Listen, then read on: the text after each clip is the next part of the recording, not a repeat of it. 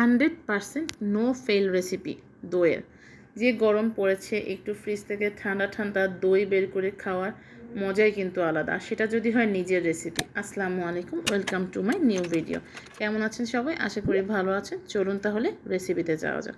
1 KG পরিমাণ গরুর দুধ নিয়েছি। আপনারা চাইলে বাজারের যে কোনো লিকুইড দুধ দিয়েও করতে পারেন, তবে আমি সাজেস্ট করব গরুর দুধটা নেওয়ার, কারণ গরুর দুধে ফ্যাটের পরিমাণটা একটু বেশি থাকে। দুধটা চুলায় জাল হতে দিয়ে আমি এখানে 1 কাপ মতো টক দই নিচ্ছি। আপনারা চাইলে হাফ কাপ নিতে পারেন। যেহেতু আমি এটা 30 মিনিটে করে দেখাবো, তাই জন্য আমি 1 কাপ পরিমাণ নিচ্ছি। আপনারা যদি বেশি সময় ধরে জমানোর জন্য রাখেন তাহলে হাফ কাপ দই নিলেই হয়ে যাবে।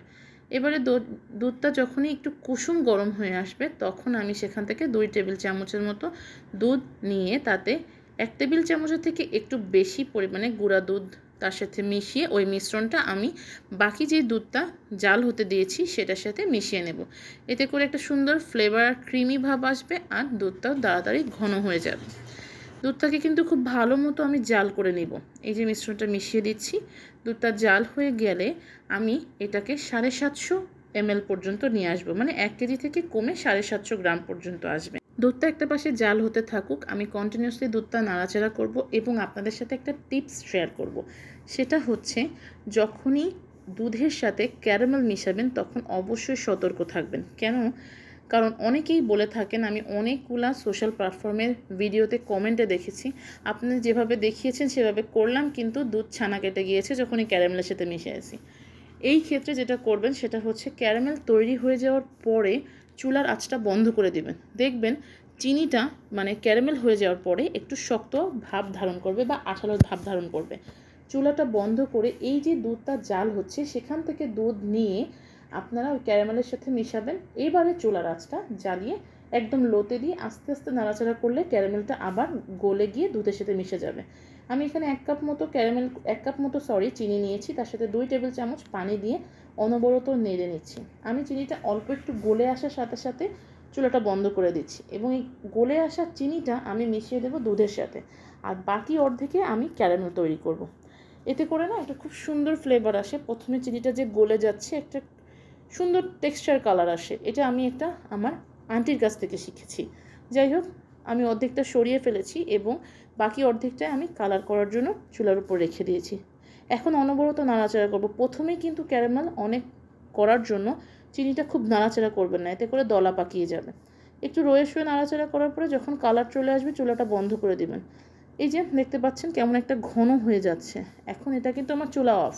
আমি এবারে এতে ওই যে টকবক করে ফুটন্ত দুধ সেখান থেকে একটু নিয়ে হাফ কাপের মতো এটার সাথে মিশিয়ে নিচ্ছি। এবারে আমি চুলার জালটা অন করে দিচ্ছি। চুলার জাল একেবারে লোতে থাকতে হবে। দেখবেন এই ক্যারামেলটা সুন্দর মতো ওই দুধের সাথে মিশে যাচ্ছে। দুধের সাথে মিশে গিয়েছে, দেখতে পাচ্ছেন একদম সুন্দর মতো কি সুন্দর একটা লালচে কালার এসেছে। এটাই আমাদের দইটাকে লাল দই বানাতে সাহায্য করবে। এখন এই মিশ্রণটা আমি দিয়ে দিচ্ছি আমার ওই ফুটে যাওয়া দুধের সাথে। আমি কিন্তু 750 ml মতো বানিয়ে নিয়েছি দুধটা। দেখতে পাচ্ছেন একটা সুন্দর ঘন হয়ে এসেছে। মিশিয়ে নেওয়ার পর আমি 1 মিনিটের মতো জাল করে নিয়েছি। এবারে চুলাটা বন্ধ করে এইটা একটা পাশে রেখে দেব। কুসুম গরম হওয়া পর্যন্ত অপেক্ষা করব। যেই টক দইটা আমি রেখে দিয়েছিলাম তার থেকে এই পানিটা বেরিয়েছে। পানিটা ঝরে যাওয়া টক দইটাকে আমি একটা পাত্রে নিয়ে নিচ্ছি এবং আমি এটাকে খুব ভালো মতো ফেটিয়ে নেব। ফেটিয়ে নিতে দেখতে পাবেন একটা পর্যায়ে এটা ক্রিমের মতো দেখাবে। এটাকে আমি ফেটিয়ে নিয়েছি প্রায় 1 থেকে 2 মিনিটের মতো। আমি দইটা 30 মিনিটে বসাচ্ছি, যার জন্য আমি দইয়ের পরিমাণটা বেশি নিয়েছি, এটা আমি প্রথমেও বলে দিয়েছি। আপনারা যদি সারা রাত দইটা জমানোর জন্য রাখেন তাহলে অবশ্যই দইয়ের পরিমাণটা অল্প নেবেন, মানে হাফ কাপ। এখন এখানে দেখতে পাচ্ছেন আমার সেই দুধের মিশ্রণটা কুসুম গরম হয়ে গিয়েছে, যাতে আমি আঙ্গুল দিয়ে দেখিয়ে দিচ্ছি আঙ্গুলটা ডুবালে সহ্য করার মতো। এর থেকে বেশি গরম দিলে কিন্তু দই কেটে যাওয়ার সম্ভাবনা থাকবে। দুধ। এই যে দেখতে পাচ্ছেন আমি দইয়ের সাথে দুধের মিশ্রণটা মিশিয়ে নিচ্ছি। মিশানোর সময় দেখতে পাবেন এটা কতটা ঘন হয়ে এসেছে। আমি আবারও বলছি, দ্রুত জমিয়ে নেওয়ার জন্য আমি দইয়ের পরিমাণটা বেশি দিয়েছি, যার জন্য এটা খুব দ্রুত ঘন হয়ে যাচ্ছে। এটাকে আমি এবারে দিয়ে দেব চুলায় দিব। তার আগে একটা কথা বলে দিই, কড়াইতে এটা মেশানো যাবে না, কারণ কড়াইটা কিন্তু তুলনামূলক গরম থাকে। এই জন্য যেই পাত্রে আমি টক দইটা ফেটিয়েছি সেই পাত্রে দিচ্ছি। আমার বাসায় মাটির পাতিল ছিল, তাই আমি মাটির পাতিলেই দইটা বসানোর জন্য সেট করছি। আপনারা চাইলে মাইক্রোওয়েভ কাচের বাটিও রাখতে পারেন, অথবা স্টিলের পাতিলেও দিতে পারেন। এই যে আমি একটা স্ট্যান্ড বসিয়ে চুলার মাঝে দিয়ে দিচ্ছি টক দইটা পাতিলের উপরে। আপনারা ফয়েল পেপার দিয়েও মোড়াতে পারেন। আমি একদম সহজভাবে দেখানোর জন্য আমার বাসায় যে মাইক্রোওয়েভ প্রুফ প্লাস্টিকটা ছিল সেটা দিয়ে ঢেকে দিয়েছি।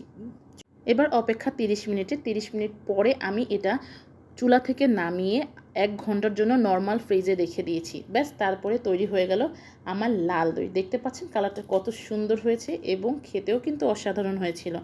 ব্যাস, আমি সবাইকে সার্ভ করেছি, তাদের প্রশংসায় আমি পঞ্চমুখ। যাই হোক, আমি অনেক রকমের ফেল্ড রেসিপি পরে আপনাদের জন্য নিয়ে এসেছি একদম সহজে 30 মিনিটে তৈরি হয়ে যাওয়ার মতো রেসিপি। আল্লাহ হাফেজ, টাটা, ভালো থাকবেন সবাই।